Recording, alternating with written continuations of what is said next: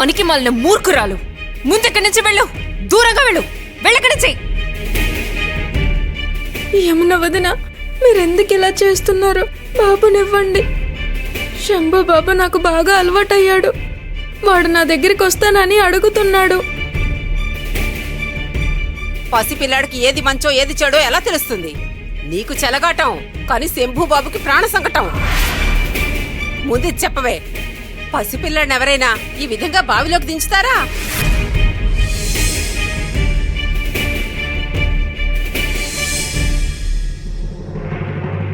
నేనంతటి దుష్టురాలనా? మీ కళ్ళకలా కనిపిస్తున్నానా? చెప్పండి అత్తయ్య గారు, నేను ఎప్పుడైనా అలా ప్రవర్తించానా?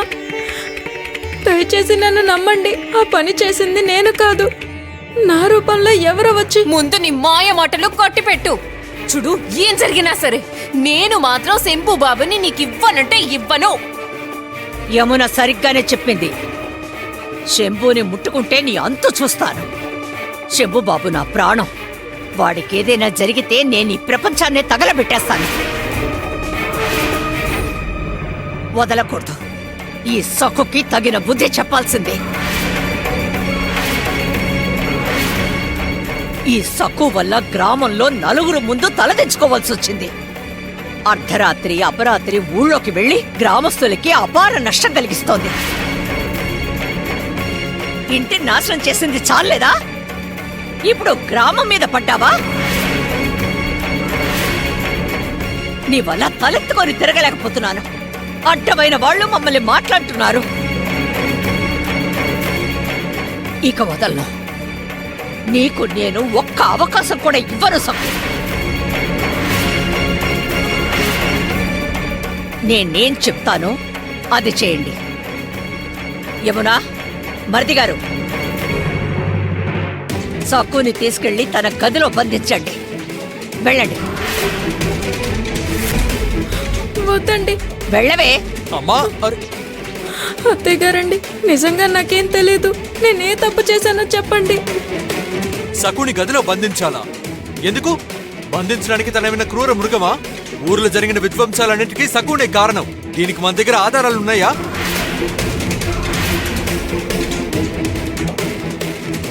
చూడు దిగు, నేను చెప్పేది కాస్త విను. మీ అమ్మగారు ఇప్పుడు సరైన నిర్ణయం తీసుకుంటారు. అరే, ఆవిడ నీకోసమే ఇలా చేస్తున్నారు. ఏమిటి, నా కోసం చేస్తున్నారా? అదెలా? అదే దిగు, సకుని గదిలో బంధించి ఉంచితే తనక ఊళ్ళోకి వెళ్ళదు కదా. తను వెళ్ళకపోయినా ఊళ్ళో అరాచకాలు జరుగుతాయి కాబట్టి ఆ సక్కు ఇంట్లోనే ఉంది, ఇంకెవరో చేస్తున్నారని మనం గ్రామస్తులకి రుజువు చేయొచ్చు. ఆపండి. ఇక్కడ వాగ్వాదాలు జరగకూడదు. ఇది నా శాసనం, అమలవ్వాల్సిందే. సక్కుని గదిలో బంధించండి.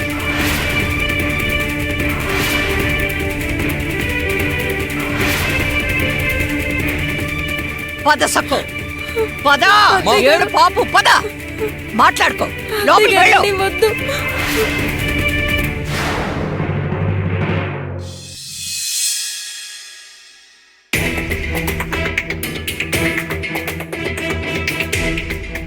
నిజంగానే అసలు ఇక్కడ ఏం జరుగుతుందో నాకు అర్థం కావడం లేదు. ఊళ్ళో వాళ్ళందరూ సకుని నానా మాటలు అంటున్నారు. అవును శంకరయ్య, కష్టాలు ఎప్పుడు మంచి వాళ్ళకే వస్తాయి. తను ఎంత బాధపడుతోందో. అవును, అసలే పెద్దమ్మగారు సకుని రోజు కాల్చుకొని తింటారు. శిక్షల పేరుతో ఆ నాగోజీ అయితే హింసలు పెట్టాడు.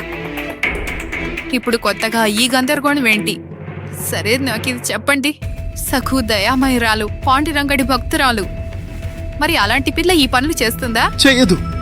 తనెందుకు దాండయ్య ఇంటికి వెళ్లి కుండలు పగలగొడుతుంది? నిజమే గంగే, సక్కు తల్లి కలలో కూడా అలా చెయ్యదు. పాండురంగా, నువ్వు చూస్తున్నావు కదా, సక్కు తల్లిని ఇంకా ఎన్ని రకాలుగా పరీక్షిస్తావు నువ్వు. స్వామి, తను పడే కష్టాల్ని చూస్తుంటే నా గుండె తరుక్కుపోతోంది. కానీ నీకు దయ కలగట్లేదా పాండురంగా? ఏమండి, మీరు ఇంకెంతసేపు ఇలా నిద్రపోకుండా కూర్చుంటారు? వెళ్ళండి, వెళ్ళి విశ్రాంతి తీసుకోండి. విశ్రాంత? నేను తాళ్లతో కట్టేసి గదిలో బంధించారు. నేను చూడలేకపోతున్నాను సకు. నీకు ఎంత అసౌకర్యంగా ఉంటుంటుంది. నువ్విక్కడ అవస్థ పడుతుంటే నేనక్కడ ప్రశాంతంగా ఎలా నిద్రపోగలను? అబ్బా, ఈ మహమ్మారి నన్ను బాగా ఇరికించేసింది. గదిలో వాళ్ళిద్దరు ఏం మాట్లాడుకుంటున్నారో నాకు తెలియడం లేదు. నేను ఇక్కడ ఎంతసేపు ఇలా నిలబడాలి?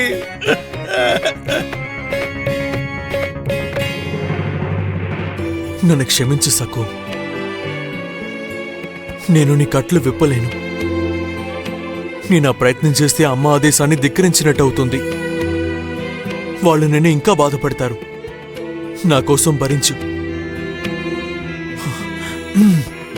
నువ్వు నిద్రపోవడానికి ప్రయత్నించు సకు. నువ్వు నిద్రపోయిన తర్వాత నేను వెళ్ళి పడుకుంటాను.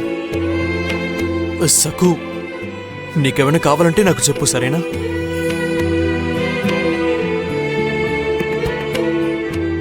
ఏవండి, మీరు నన్ను చాలా జాగ్రత్తగా చూసుకుంటున్నారు. మీ ప్రేమను చూసి నా హృదయం సంతోషంతో నిండిపోయింది.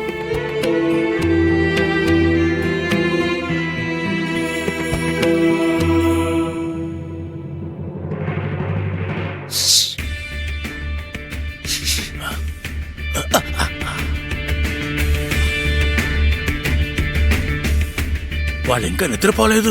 ఇద్దరు మేలుకొనే ఉన్నారు. ఇంకా సేపట్లో పడుకుంటారు వదినా.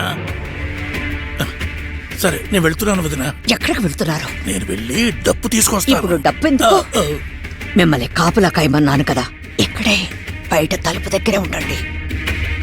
దిగో కళ్ళు కప్పి సక్కు ఈ క్షణమైనా మాయమవుతుంది. జాగ్రత్తగా ఉండండి. మీరు ఈ రోజు రాత్రి మేల్కొని కాపలా కాయాలి. నిద్రపోవడానికి వీల్లేదు. కళ్ళల్లో ఒత్తులు వేసుకొని మరీ కాపలా కాయండి. సక్కు బయటకు వెళ్తే నేను మీ గొంతు పిసికేస్తాను.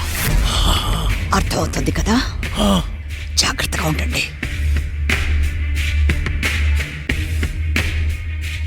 అరే, అసలు ఇదెక్కడ న్యాయం? తప్పు చేసిన వాళ్లే కదా శిక్ష అనుభవించాలి. నేనెందుకు నిద్రపోకుండా మేల్కోవాలి? మా అమ్మారు వెళ్ళి హాయిగా ముసుగు తన్ని పడుకుంటుంది, కానీ నేనిక్కడ కాపలా కాయాలి. పరమ దుర్మార్గురాలు, దుష్టు.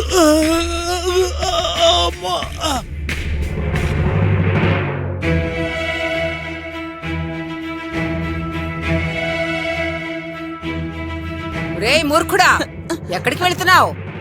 గదిలోంచి అడుగు బయట పెడితే 2 కాళ్ళు విరగొట్టేస్తాను. అరే అది కాదమ్మా. ఏమిట్రా, నా అనుమతి లేకుండా బయటికి వెళితే నీ అంతు చూస్తాను.